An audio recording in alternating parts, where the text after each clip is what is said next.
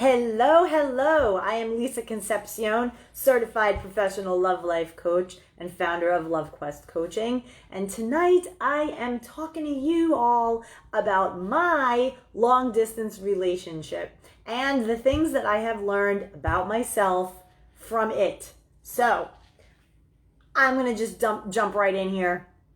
And I'm hopeful that if you are contemplating a long distance relationship or you're in a relationship and somebody's moving and things are just moving and changing, that this little tale, this little story that I'm going to share with you will open you up and give you some insights. So I'm going to click record on my podcast because this is definitely going to be a juicy little session here. I want to give you guys time to jump on the Facebook Live because I'm going to do this as a Facebook Live while recording it for my podcast. So here we go. Hey there, everybody. It is me, Lisa Concepcion, certified professional love life coach, and you are listening to The Love Quest with me, Lisa. So today I am going to talk to you in this episode about long distance relationships. And I'm going to dive in to my own experience with my current long distance relationship. At the time of this episode record, it is October the 21st of the year 2020. And so I am in a long distance relationship that started out as a very close distance relationship, in that when I met my now boyfriend of 4.5 years, I lived 5 blocks away from him, and it was awesome. I mean, we both lived on South Beach, Miami, Florida when we met in 2016, and it was as if I had a complete and total reintroduction to Miami Beach because I had this relationship. I had somebody to hang out with, to do fun things with. And when you are living on South Beach, honey, it is like a vacation destination that is right outside your front door. So could you imagine that, meeting a new relationship, having a brand new relationship right there? The guy lives 5 blocks away from me. It was like being a little kid, like you're a little kid and you're bored and you're like, I'm going to go call for my friend. I'm going to go up the street on my bike and I'm going to see if my bestie wants to go out and, play in the street or whatever. And that was what this relationship was, right? For years and years, we were like, all right, where are we going to go to dinner? What are we going to do? And, 15 minutes later, boom, we're meeting on the street. We're walking around town. We have our roadie cups. We're drinking and having a blast, bar hopping from place to place in South Beach, Miami. However, COVID hit. And in 2020, June, I got into this mindset where I wanted to leave Miami. And I had talked to Mr. S about potentially, we kicked around the idea of potentially moving in together August of 2020. And I started to see that that wasn't going to happen. And so this is where things get juicy, because normally I would have turned that into a whole big drama and it would have been like, okay, well, we need to break up. And I'm not going to lie, there was definitely some tension going on because I was just, in my head about what the hell is going on with us. And then COVID and then politics. And it was just a bunch of weirdness going on between us. And we weren't seeing eye to eye on some key things, right? Some key value laden things.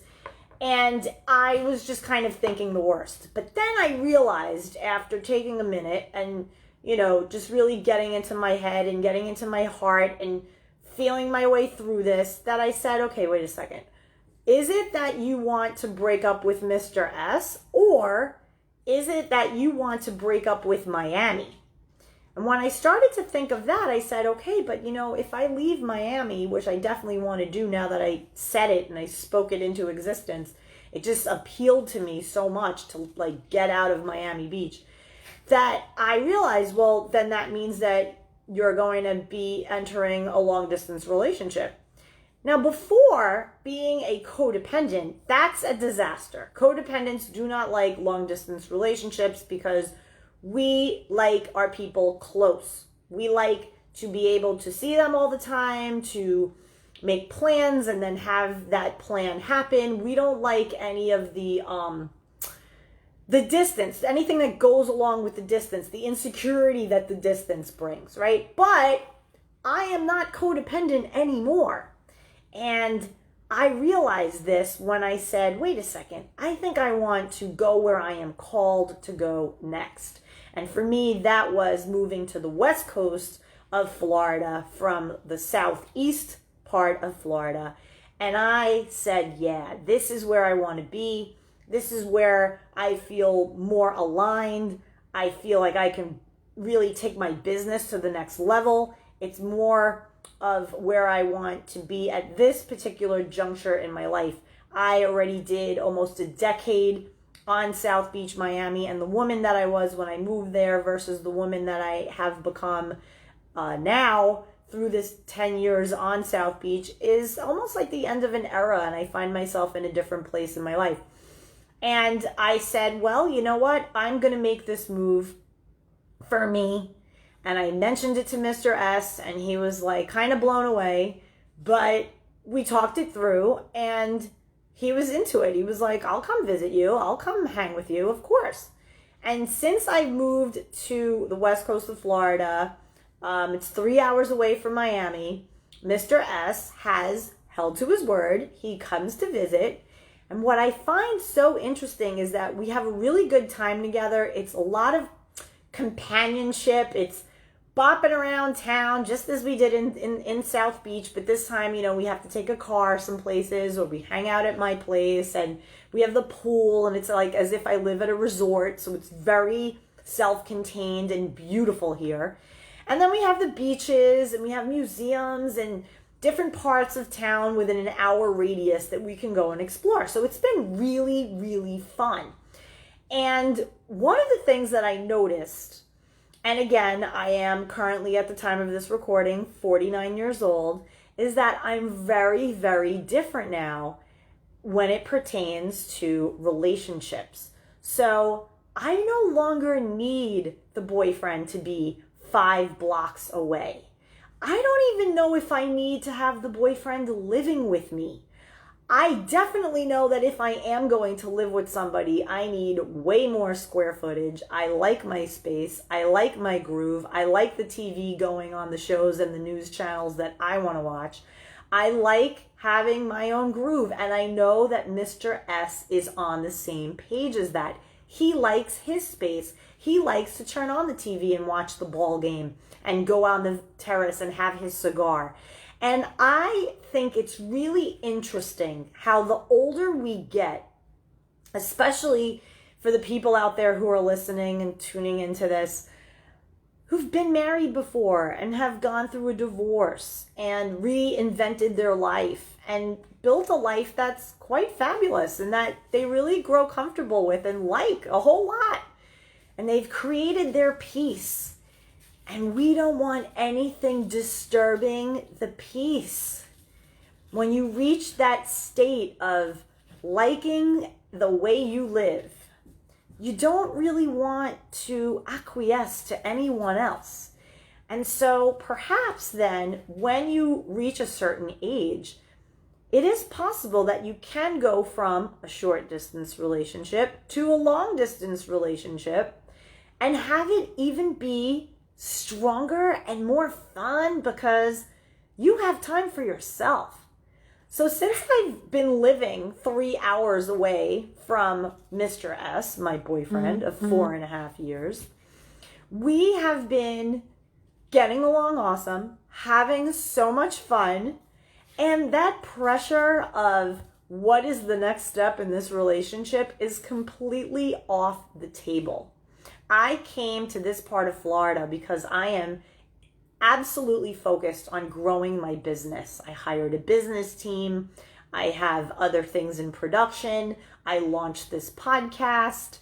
I have different packages and promotions and different coaching options. I'm launching a merchandise store. There's just a lot of stuff that I am really focused on for 2020 into 2021 and beyond. And it's not to say that I don't have time for my relationship. I absolutely do. And how it works out is every other week or every third week, Mr. S comes, he stays with me for about 5 to 7 days, and we have a blast. And it's light and casual, and like there's love there, but there's no pressure. We are just in love each other, best of friends, without the burdens and the pressures of what does this mean and what are we doing? We just don't know. And here's what's interesting. This past weekend, Mr. S came. We had a blast. We were over in St. Petersburg area. And the girl who was bartending and waiting on us asked where we were from, presuming that we were a couple that lived together. And I said, I just recently moved from South Florida. I was in Miami and now I recently moved. And she said, wow, I recently moved too. And then she said, how do you like it? And he said, Mr. S, oh, he still lives in Miami. Oh, so you're here visiting. Oh, that's interesting. Are you going to move up here too? She asked. And Mr. S replied, well, I love it here. I don't know. I'll have to see. And I felt 100% cool with that response. Normally, old Lisa, codependent Lisa, would have been a bit triggered. And I sat there sipping on my beautiful cocktail, and I was just like, la la la, enjoying my time with my boyfriend at this wonderful restaurant that we stopped at on St. Pete Pier. Super fun, and enjoying the weather and the breeze and the view. The view was beautiful. And I had total peace and calmness, and I was happy. And I was like, you know what? I made up my mind on some things in the past few months since moving to this new home of mine. And it's very simple. I'm very happy, and I like my space, and I like that I can focus and create in my business and serve the people who come for the coaching that I offer. And I can be with my dog, and I can go run my errands, and I can do the things in life that brings me joy in peace. And I can be in my personal space, my home, put on whatever it is that I want to watch on TV, go to bed when I want to go to bed, wake up when I want to wake up, live my life on my terms. And when you get into this groove and you realize how much space you actually need to feel comfortable in your own surroundings, and then someone else comes into that space, very quickly I realized that if I am ever to live with Mr. S or anyone else for that matter other than my dog, I will definitely need at least 3,500 square feet. And this is what the point of this whole thing is. Ladies and gentlemen, as we mature, as we heal, as we grow and step into the comfort and the divine of being great within ourselves, we don't need the things that we used to need to feel good. We don't need to necessarily be married again if we were once married before. And hey, look, if that's your jam and you're all about that and you want to get married again, and that, look, if Mr. S came at me and said, listen, I want to get married, let's do this, I would approach that decision as it came when it was presented to me. But I no longer am in a place where those words would ever leave my lips. And those words being, where are we going? What is this relationship? What are we doing? If I have to ask that and feel the need to ask that, I make decisions for myself. And I empower anybody listening to this. If you're over the age of 40 and you've been married before, really think about what you want for you in this new reinvention of your new life, and allow yourself the time and the space and the freedom to make some decisions about what you want for you and how a relationship with another person fits into that. One of the things that I find very common to people, I'd say over 45 into their 50s, people maybe with grown children, people maybe who didn't have children, like myself, child-free, who were married in their 20s, right? Divorced probably by their early 40s, and they're realizing that there is a lot to be said for companionship. Companionship is a form of a relationship. It's incredibly satisfying. It is less intense than a partnership, right? There's no financial drama of interwoven finances and splitting rent or mortgages or property and going into that route. Companionship is about two people having their independent lives who just genuinely seek each other out with love and joy and have a common commitment to enjoy life together. Great restaurants, great experiences, fun times. And there isn't this heaviness. There isn't this sense of anxiety. Companionship relationships are exactly that. Someone that I have as a companion who can do fun things with me, can cook together, go see a movie, Netflix, binge watch a show, go to the mall, go to the outlets, go try out a new beach. I mean, you name it. When you have a companion, you have somebody who can do all the fun things, minus all the drama and BS, if you will, of that old school desire and need to be in a committed, societal stamp of approval relationship. So I wanted to jump on today to reassure you a little bit. If you're of a certain age and you're just looking for companionship and you just want to have your own home and your own space and have somebody who's somewhat close by or maybe 3 hours away who once a month comes and sees you, spends some time together, and in that time it is fun and joyous and an escape from all the other responsibilities that you might have in your life, then I say go for it. Give companionship a try. Now, as far as like a traditional long distance relationship where there are flights involved, see, Mr. S can drive his car 3 hours and bam, he's here. And then when he comes, he can stay a week. He could stay as long as he likes. He's welcome to stay as long as he likes. But what I'm talking about are the people who may have tuned into this and thinking, wow, like, can a long distance relationship actually work? Now, I know people who have had long distance relationships in the beginning, and then around the 90th day mark or the 120th day mark, somebody is moving to be with somebody else. I think it's very difficult to continue and to really establish a long distance relationship unless people have the financial means to afford the air travel to and from one another, probably on at least a monthly basis.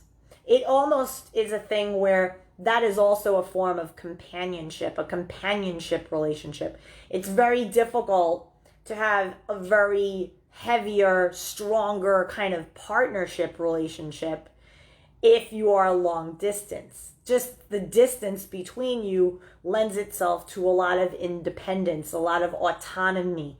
And usually a relationship where people are living together, it's a very different dynamic, right? You're going through the day-to-day with one another. And you know what? Not necessarily does everybody want to have that. So there was a time where I would say, no way, long distance relationships are a colossal waste of time. But it really depends on the situation, and it really depends on the people and what it is that they want. So for the people out there who say, you know what, I am tired of the men in my area, I am tired of the women in my area, and you want to explore beyond your area, and you want to set that dating app to perhaps another city or state, give it a shot. See what it's like to mix it up with people, because you might be able to find a really nice companion relationship where you get to do your thing where you live. You have an agreement and an arrangement. You're only seeing each other. There is commitment there. There are agreements made. And you figure out what that looks like. Now, for the people who are younger, may have not been married before, might want marriage, a more, how can I say, day-to-day type of relationship where your end game is marriage, then the long distance thing has got to have an end point. It has to have some sort of resolution. Am I moving to you? Are you moving to me? How is this really going to work? Because otherwise that can lead down a rabbit hole of wasting a lot of time on somebody who does not want what you want. It's very, very important that you understand that. So there are different types of relationships. There are different types of long distance relationships. And so I just wanted to share my story, and maybe that gives you a little hope. If you're in a relationship and you're thinking of moving, it can possibly work if you're just a couple of hours away by car. Give it a go, give it a try. And the number one thing to remember is always, always communicate. I'm Lisa, the Love Coach, and I am out for this episode. Tune in next time, and I'll catch you then. In the interim, catch up with me on social media at Lisa, the Love Coach on Instagram. Thanks so much, and have a great night. Bye.